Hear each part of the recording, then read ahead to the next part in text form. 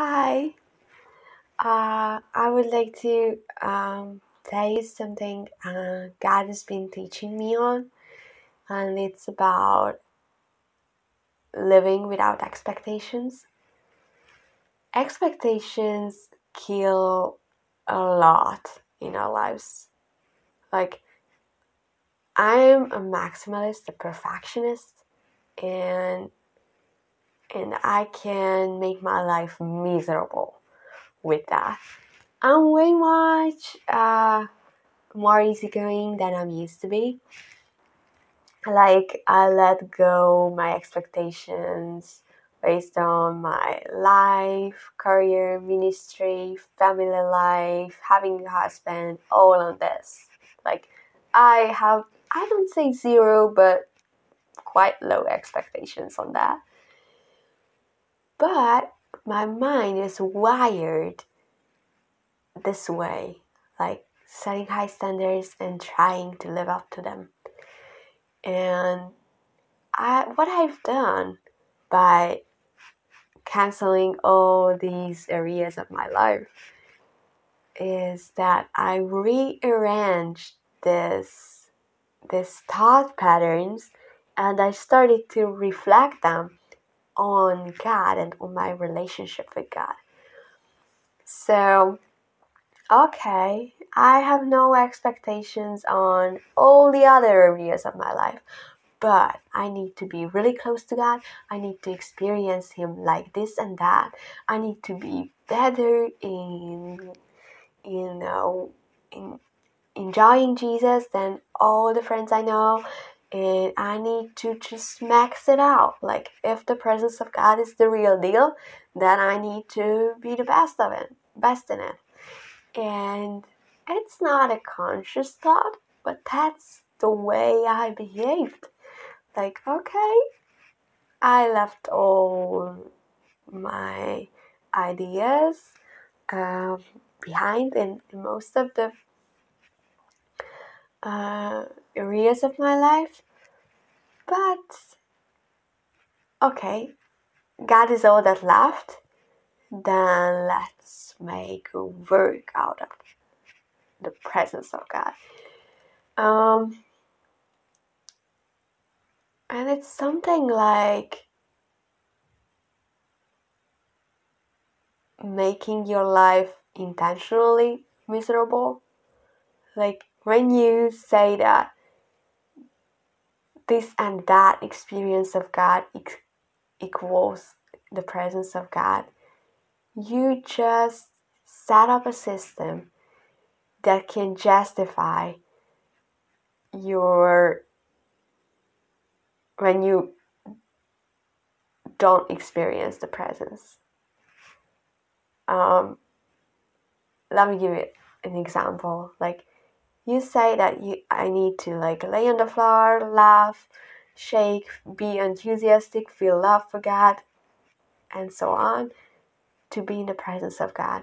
And when it doesn't happen, you just agree with the enemy on the lie that you are not in the presence, and you just justify this illusion. And I've done it so many times. Like, I set up this system, and I was frustrated because I couldn't live up to it. And I think these expectations are the deadliest regarding your presence, regarding your experience of God.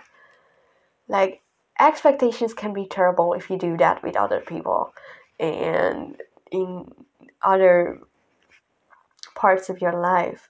But if you do that in your relationship with Jesus, you can end up feeling like you fallen out of the presence, thinking that you just missed it, thinking that, oh, I'm not as close as I used to be, thinking that God just left you or angry with you. I made myself almost chronically depressed at times with that thought. Like, I don't sense anything, I don't experience anything, therefore I'm not in the presence. Let me tell you that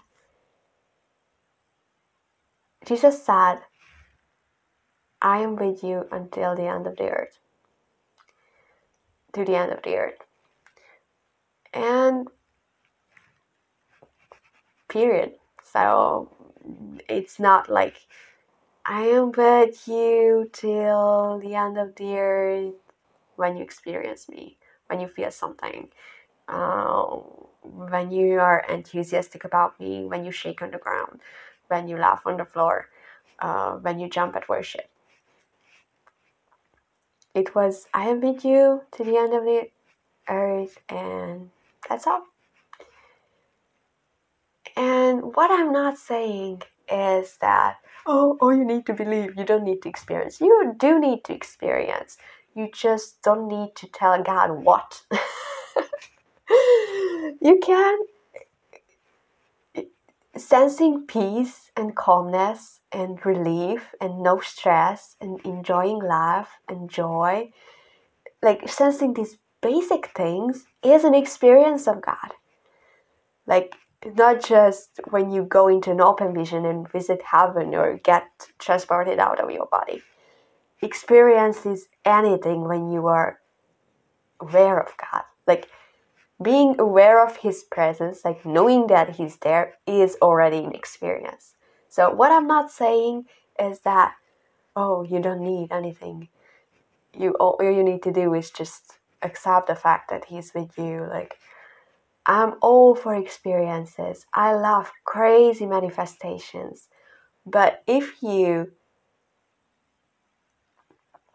make a list of your previous experiences and use it as a list of expectations of what should happen or what could happen, then you are limiting yourself and you give the devil way much more place to play with your mind.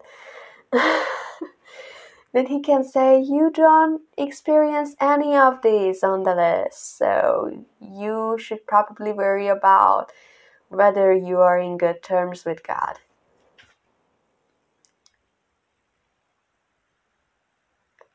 Leaving all your expectations behind gives place to God to show up in a way He wants to show up. And giving you just silence and the silent awareness of His presence is a way for Him to show up. And you need to put up with it. And the sooner you put up with it, the less frustrated you will be. It's my experience, at least. Like, we always thought we shouldn't put God into our box, but you always have a box.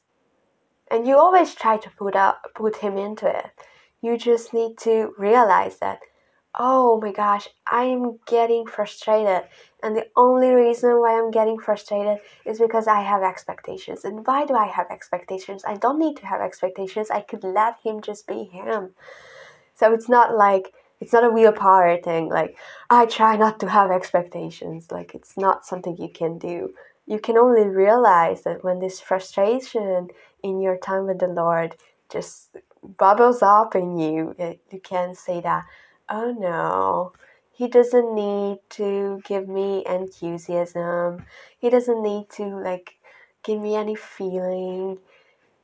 I have just devoted this time to Him, and this time is His, and I enjoy the fact that I can waste time on Him.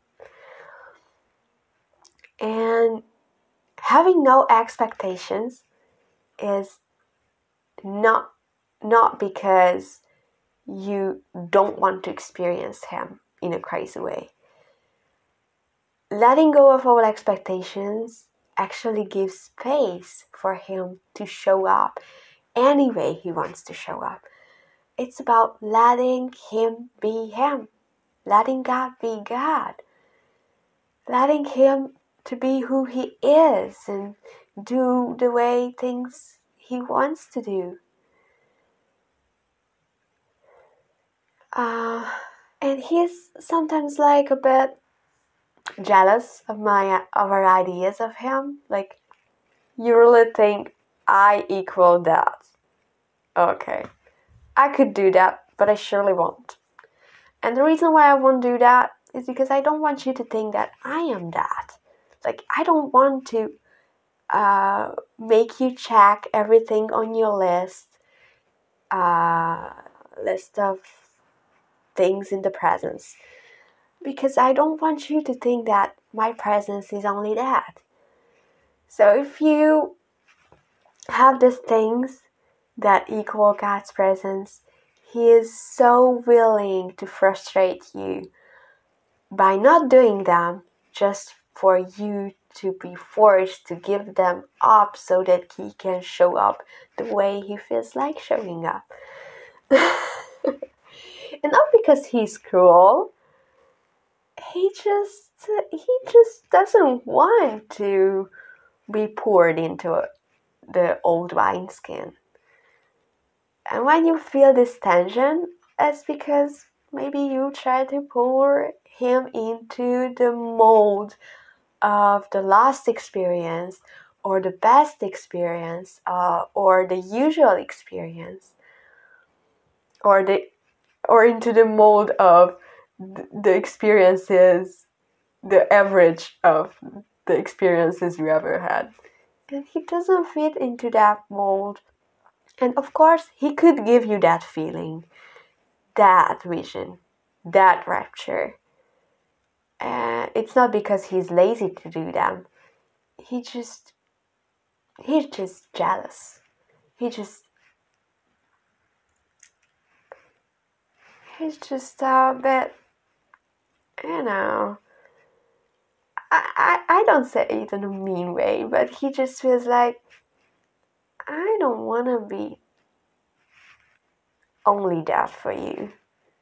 Like, if you think I'm shaking and laughing, probably I won't do that for a while, just for you to realize that I'm way more than that, and actually I can do whatever I want. And giving up your expectation actually gives place for him to blow your mind, to show up in a way you could never imagine him to show up. So, putting up with the fact that he doesn't need to do anything is actually a door to experience crazy things. And I don't say that, oh, it's the method, like trying to give up expectations so that you can experience crazy things. Don't do that as a method. It's gonna suck. You should rather just be aware. Like, when you sit down and feel that, yeah, I feel like it doesn't really happen today. You just remind yourself, like, I'm just trying to make him do something, and he doesn't need to do that, and I don't need to I didn't need to live up to this expectation. And sometimes when we can't check those points on the list, sometimes we feel miserable. We either blame God or we blame ourselves, and it's bad either way. Sometimes we think that we are doing something wrong, and you are not doing anything wrong. You just think you do something wrong. And, let it be according to your faith. So, when you think that you're doing something wrong, give space for the enemy to deprive you of the presence. So, when you think you are not in the presence, you very well experience it. Because that's how it works. The presence is a constant thing, an ever-existing thing. It's a way of life, a lifestyle, an attitude, a dimension, a way of living. It's the thing, the existence itself. But you can exclude yourself very much on an objective level by thinking you are not in it. And you can easily come to this conclusion that you are not in it if you make his presence equal to a certain manifestation or feeling or some expectations. Yeah. So I just made this video to free you up, especially those who have already experienced stuff with God. Like, it's okay to sit down and tell God, I'm sacrificing this amount of time just because I'm wasting it on you, and you are free not to do anything. And I free myself from the need of making myself feel or sense anything. I free you up to show up in a way I expect you to show up. I'm here for you and I'm gonna enjoy you. And that's it. I like you a lot. Here I am. This time is for you. Let's do whatever you want. Silence is okay. If you actually love someone, you enjoy the nothing with him. And he's gonna work it out in you. You can't force that either. So be patient with yourself. It's worth the time so that he can lead you into that. So maybe the first time you realize you are striving, like, you can't strive to stop striving, you can't stop it with your willpower. You can only realize it like, oh, I don't need to go that direction. And he's gonna teach you. Maybe it takes a few tries. I've been practicing the presence for 4 years now, and I'm not really good at it still, so maybe it won't be that long for you. But especially if you're not that perfectionist. But yeah, it takes time and it's worth it. And you shouldn't blame yourself or condemn yourself or blame God or whatever. You can just enjoy this journey with him. But part of this journey is leaving your expectations behind. God bless you guys. I love you. I wish that you experience God in a way you have never seen before. I love you.